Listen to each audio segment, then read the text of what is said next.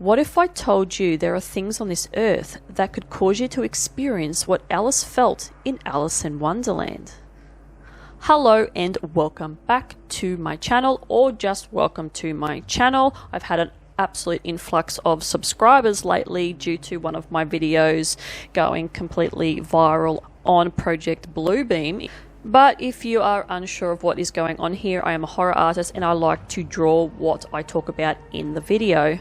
Now, some of my art can be quite disturbing to some people, so if you are sensitive, I recommend not watching anything that I do on my channel, and you have been warned. So I don't want to hear anybody whinging in the comments about the content of my drawings. But today I am doing another collab with the same people that I have been doing a collab with for the last couple of times, this wonderful group of unique artists. I will have a hashtag below if you want to go in and check out everyone's artwork, or if you want to participate yourself, go right ahead. And the collab details for today are inspired by Alice in Wonderland. So this video will be uploaded on the Tuesday here in Australia. For the rest of the world, it will be a Monday. And if you don't follow my Instagram, this would have been a surprise to you. Haha. So the people in the collab today are, there's been a couple of newbies come in as well, but we have Zoe, Troy, Casper, Johnny, Carmel, Jasmine, Gabby, Emily, Dave, and Annie. And now Annie and Johnny are the masterminds behind this collab and starting this collab, so I just want to thank them once again for including me in this group. And it's an awesome group. I just wish that I would log into my Instagram a lot more and check my messages, because I do miss out on quite a lot of the conversations because I'm trying to do as much as I can, and once again, like I've mentioned in other videos, I suck with managing my time. But anyway, let's get on with the video and let's talk about what I am doing for this collab today and what I have decided to choose for my Alice in Wonderland inspiration. And I decided to go with a syndrome that is of the same name. Now, this syndrome was obviously named after Alice in Wonderland because the symptoms experienced are similar to the description in the story, where Alice eats and drinks shit that increases and decreases her size. Alice in Wonderland syndrome is a rare neurological disorder that affects the way the brain interprets visual perception, their own body size, and experience in time. People who suffer feel as though their body has changed in size, feeling smaller or larger than they really are. Also, they see external objects as incorrect sizes and closer or further than they really are as well. Some causes of Alice in Wonderland syndrome can be epilepsy, head trauma, brain tumours, taking psychoactive drugs, migraines, and Epstein-Barr virus, and also other viruses, and there is no proven effective treatment for this either. But I will get into that a little bit later. Other names for this syndrome is Todds syndrome, dysmetroopsia, and Lilliputian hallucinations. The duration of each symptom on their own can last anywhere from 20 to 50 minutes on average, and the real definite cause is really unknown, but another speculated cause can be abnormal amounts of electrical activity causing abnormal blood flow that attacks the part of the brain that controls visual perception and texture. This syndrome mainly occurs in children and teens. So let's delve into the signs and symptoms a little more, as I mentioned above, of Alice in Wonderland syndrome. It affects the vision, touch, hearing, sensation, and the perception of one's own body.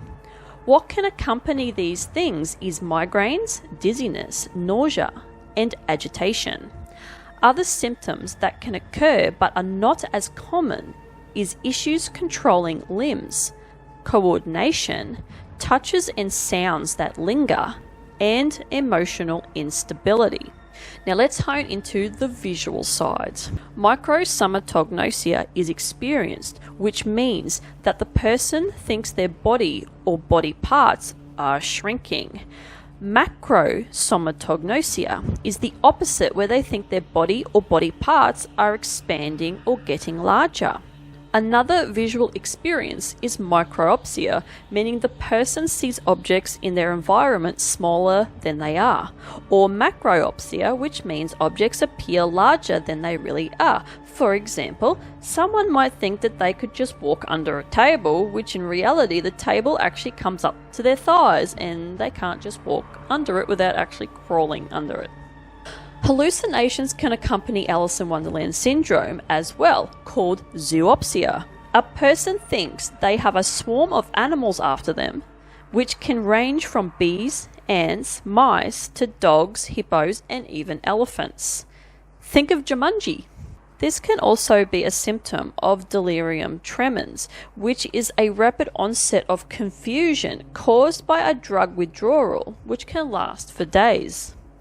Depersonalization and derealization can occur, to which means that while the person is experiencing Alice in Wonderland syndrome, they also feel disconnected from their own body, like they are not really existing. Very similar to another disorder known as Todds syndrome. I did a video on this, and if you are interested, I will have this at the end card of this video if you want to watch it. It's quite terrifying. Let's move on to the hearing side of things. Sounds can be amplified, especially soft sounds, and normal sounds can be misinterpreted, causing paranoia in the person. Pitch and tone can be distorted, and one can hear strange voices and noises. Because of the visual and hearing distortion, loss of time can occur, and time can appear to move more slowly, very similar to being on an LSD trip, and this can distort the way you move or feel you are moving. This can lead to severe disorientation, which can be overwhelming. There is an apparent genetic link to getting Alice in Wonderland syndrome. Most parents who have experienced this in their life usually pass this on to their kids, and their kids develop it too. Alice in Wonderland syndrome is also experienced more during the day than at night, and this disorder is not life-threatening, but it is just uncomfortable, and it's not even frightening to the person experiencing it. Once the problem heals that causes Alice in Wonderland syndrome, it usually doesn't return, especially if it was a viral disease. Others can experience it again years later, but can develop totally new distortions. As of now, there is no treatment for Alice in Wonderland syndrome, as it will just disappear eventually, usually after the underlying problem is treated. Now, a little history into this disorder being also called Todds syndrome. In 1955, Dr. John Todd, a British psychiatrist at High Royds Hospital in Manston, West Yorkshire, discovered that quite a few of his patients experienced severe headaches that caused objects around them to be distorted into an unrealistic size. None had any brain tumours, bad eyesight, or mental disorders, and the patients could still determine what was reality. Just the perception was distorted. Dr. Todd also speculated that the author Lewis Carroll used one of his experiences to write Alice in Wonderland in 1865. Apparently, Carroll's diary revealed that migraines were a regular occurrence, along with visual experiences that followed. Carroll then revolved his character Alice around the visual experiences he had, making Alice's body shrink when she drank the bottle labelled "Drink Me," and after eating a cake she grew so large that she touched the ceiling. Now, the other names that are given to Alice in Wonderland syndrome is Lilliput or Lilliputian hallucination, which stems from the author Jonathan Swift, who wrote Gulliver's Travels. This is referred to the giant man Gulliver experiencing seeing small people around him and himself being very, very large, and seeing these small people tying him down. Do you know someone who has experienced this? Or have you experienced this Alice in Wonderland syndrome yourself? I personally have never experienced this, so I'd be quite interested in hearing anybody who watches this video that has ever experienced anything like this, and just get your thoughts on this particular disorder that can happen. Thank God this sort of stuff doesn't last. It's only hangs around for as long as the underlying problem is, you know, untreated. So yeah, terrifying. I don't think I'd like it. I think I personally would freak out if everything was distorted like that. I believe that I would not stay calm. That's just my perception on the whole thing. But the illustration that I did today for this video and this collab was a 3D illustration. I've sort of been getting back into doing these 3D illustrations because I really do enjoy them. There is a bit more work that goes into them, trying to work out how I'm going to do them, and they're usually just subtle 3D elements, which is all I sort of really like to do. I just really wanted to get across that Alice is growing and she's morphing all around. Like, her arms are being distorted, and her hand that's reaching up towards the ceiling is being absolutely distorted. Her other hand that's holding her head up, because her neck is like gone out into like this weird kind of worm type thing, just to add more creepy sort of distortion. And even that hand is sort of, and that arm is mutating into some weird stuff, and the perception of her hand is warping as well. Her face I was not a big fan of. I do struggle with three-quarter poses with faces, and this one sort of took a bit of a bad turn, but I tried to hide it with a bit of shading. So yeah, I'm not a big fan of her face.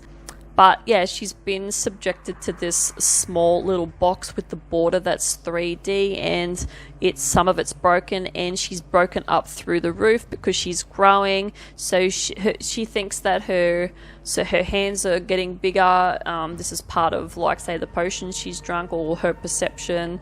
Yeah, that this is what is happening to her, and her body's morphing, and her legs have gone all weird, and then her feet are shrinking. So she's sort of seeing a couple of horrible things here to do with Alice in Wonderland syndrome. So her feet are shrinking and her hands are getting bigger, and her legs are elongating, and yeah, she's just gone munted basically. And I decided to just throw some small details into the background because I didn't want to create anything too drastic that was going to take away from Alice herself, because she is the focal point of this illustration. I just decided to do some blood splattered up the wall that says Alice was here, and a knife to suggest that something sinister has happened for someone to be smearing like the words on a wall. And this little room is definitely deteriorated, and I tried to get a bit of a patina going on the border of the 3D border, because I just wanted to add sort of like a really old, like this little room is old and she's busted out of it, and there's a hole in the floor and there's a hole in the ceiling, and then one of the edges of the ceiling has completely busted, and you can see the rest of her. And yeah, that's just basically it. Yeah, her morphing into something that she thinks is happening to her, and her body's not coping, so she's bleeding from the eyes and the nose and the mouth. Hopefully you enjoyed the information that I provided in it on Alice in Wonderland syndrome. Please go check out the other wonderful collabers that I am doing this collab with. I will have all their links in the description below. And I am out of here, and I will see you guys in the next one. Bye!